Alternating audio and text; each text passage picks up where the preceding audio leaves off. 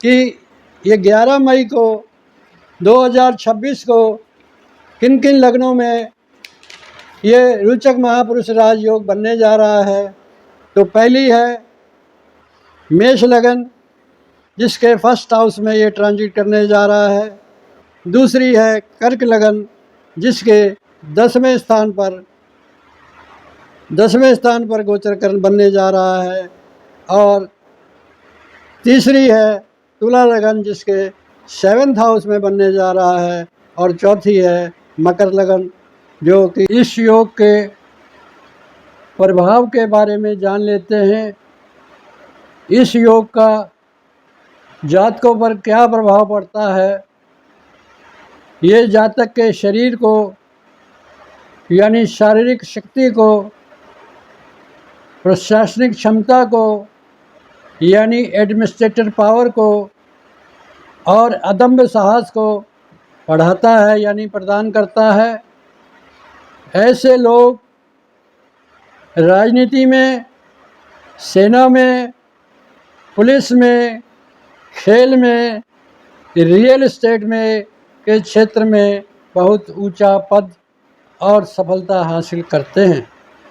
ऐसे जातक निर्भीक शत्रुओं पर विजय प्राप्त करते हैं। ये जन्मजात नेता होते हैं और लोगों को प्रभावित करने की क्षमता रखते हैं। ये योग जीवन में भौतिक सुविधाओं का और अपार धन दिलाता है।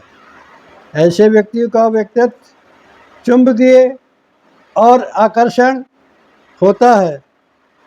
यदि मंगल पर पाप ग्रहों का प्रभाव हो जाए तो उसके फल में कुछ न्यूनता आ जाती है, यानी वो पूरा फल नहीं दे पाते हैं। अब हम बात करेंगे जिन लग्नों में 11 मई को महापुरुष राजयोग बन रहा है उसके बारे में क्या क्या रिजल्ट मिलेगा और क्या क्या सावधानियां बरतनी है, क्या अच्छा और बुरा फल मिलने जा रहा है, उसके बारे में चर्चा करूँगा। पहली है मेष लगन। इसमें क्या होगा, आप स्वस्थ होंगे, आपकी बॉडी स्ट्रॉन्ग होगी, आपके अंदर हिम्मत आएगी, आप पैसा कमाएंगे, आपके अंदर बीमारी या कोई बीमारी या आलस्य है वो ख़त्म होएगा, डर ख़त्म होएगा। और जैसे कि मैंने पहले बताया है, जो लोग पुलिस, आर्मी, स्पोर्ट्स, सर्जन हैं, प्रशासनिक अधिकारी यानी एडमिनिस्ट्रेटिव पावर है, उनका प्रमोशन होगा, दुश्मनों का नाश होगा, पैसा, ज़मीन, भाई से फ़ायदा, कोर्ट केस में यदि कोई कोर्ट केस चल रहा है उसमें विजय प्राप्त होगी, कर्जे से मुक्ति मिलेगी। और अगर अभी तक शादी नहीं हुई है तो शादी का योग भी बनेगा। अब इसके दौरान आप सावधानी क्या रखें, आपको गुस्सा भी आ सकता है और जिसके कारण आपको कोई प्रॉब्लम हो सकती है, तो आप गुस्से पे कंट्रोल करें। और बीवी यानी स्पाउस या बॉस से टकराव हो सकता है, इसके लिए आप थोड़ा सावधान रहें। और इसका उपाय यह है कि आप हनुमान चालीसा का पाठ करें और लाल मसूर की दाल जो होती है उसका दान करें या जल में प्रभावित करें। अब बात करते हैं कर्क लगन में। तो कर्क लगन में मंगल 10वें स्थान पर ट्रांजिट करने जा रहा है। मंगल 10वें स्थान पर दिग्बली होता है, बहुत पावरफुल होता है और 10वां स्थान कर्म का क्षेत्र होता है। तो आपका कैरियर, इज्जत, पैसा, नौकरी, पद प्रतिष्ठा में बढ़ोतरी होगी। पिता और सरकारी पॉलिटिक्स से फ़ायदा आपको होगा। और ख़तरा इस बात का है कि आप काम के जुनून में इतने हो जाएंगे कि आप अपने घर बार को भूल जाएंगे। अब बात करते हैं तुला लगन के लिए। तो तुला लगन का इस 7वें भाव में मेष राशि में मंगल आएगा, जो कि आपका सप्तम भाव है, जो आपके जीवन साथी का है, बिजनेस पार्टनर का है, अब्रॉड के संबंधों का है, विदेशी संबंधों का है, व्यापार का है। तो इसमें थोड़ी आपको सावधानी बरतनी पड़ेगी, क्योंकि मंगल यहाँ पर आपको टकराव वाली स्थिति में ला सकता है।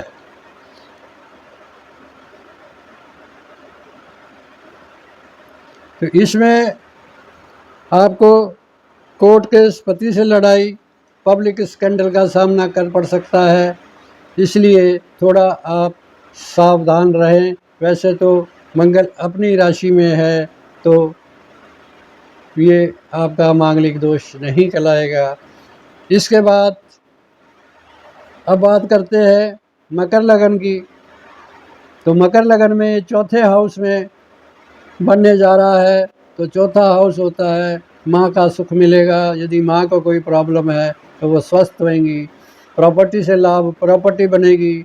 आपका कोई पुराना मकान है, उसे बेचकर आप नया बना सकते हैं। यदि आप रियल एस्टेट का काम करते हैं, उसमें आपको अच्छा होने जा रहा है, सेहत सुधरेगी।